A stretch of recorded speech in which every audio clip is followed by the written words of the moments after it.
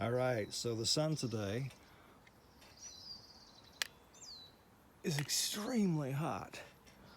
If I can get this just right. What have we got here? 204. I've got 248 so far. That's my best. 244, close enough. The sidewalk, 132. This frame, what's this frame at? 112. So yeah, they fired up all their microwave towers and their HARP systems and everything, and they've dried out every drop of moisture in the atmosphere. They've stalled the jet stream.